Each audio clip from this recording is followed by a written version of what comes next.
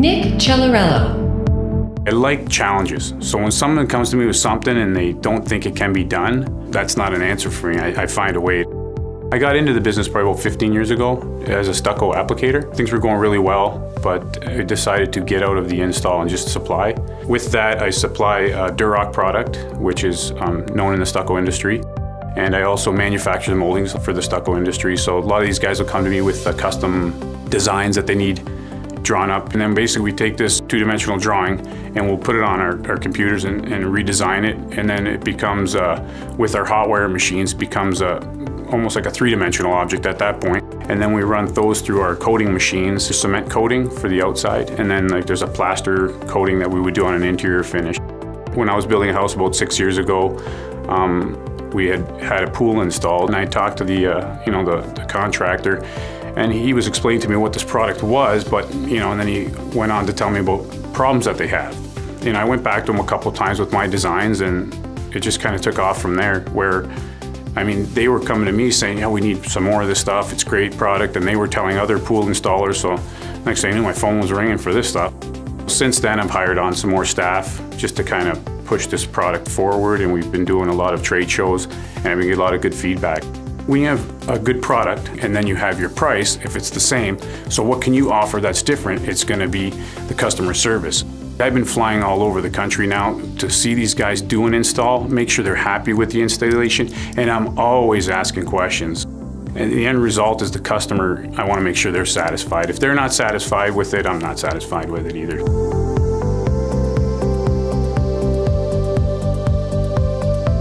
Ahmad Najjar. I speak about passion a lot, and people think, are you in the passion business? My biggest success and my biggest strength is my passion, and my biggest weakness has been my passion.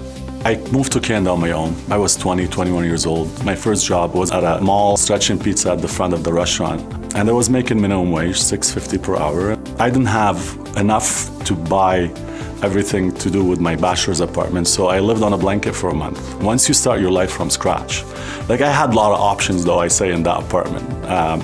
I had the option of where I'm going to place that blanket, and every choice I made from that point, it was mine.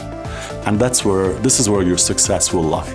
On that one choice that you make at one point, and some people call it circumstances, some people call it luck, some people call it being smart, genius, whatever it is. It's that one choice that you make out of 3-4 choices that works out good. And I start eliminating all the things that were not going to take me anywhere and be realistic about what I want to do. And that's when I started the car business. At the beginning, we're just, we're somebody on this corner. You make something from almost nothing, from that scratch, and you place your blanket or mattress somewhere. When we started Mazar, it was the idea to have a Lebanese restaurant that reflects my culture in a big city like Beirut. Now, I wanted to do it not at the expense of my time and my main business. I wanted to do it as okay, I can afford it, I'm going to do it, and I'll have somebody run it.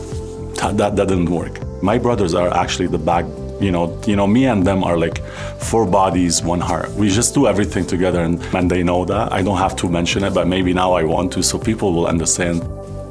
Entrepreneur, businessman, successful, unsuccessful, the key is happiness, and if we're not reaching it, everything else doesn't matter.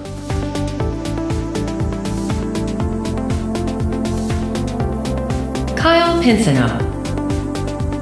My idea of opening up Canadians Like a Search Group came from growing up when I was younger. I was born in the industry. My mother used to own a staffing agency here in Windsor. I went to university knowing I was going to open up an agency. I went to Illinois Institute of Technology in Chicago. I opened my agency out of my house. I was cold calling clients from my house phone. I signed a massive Tier 1 client within my first week, and then I had to find office space because I couldn't have major people coming to my house and whatnot to sign up. And from there, my mother, Pat King, she now is my VP and following in her footsteps, and she helps me along as well. We hire nonstop temps, dozens to 100 per day, as well as we also headhunt that very rare CEO or that really top-end engineer.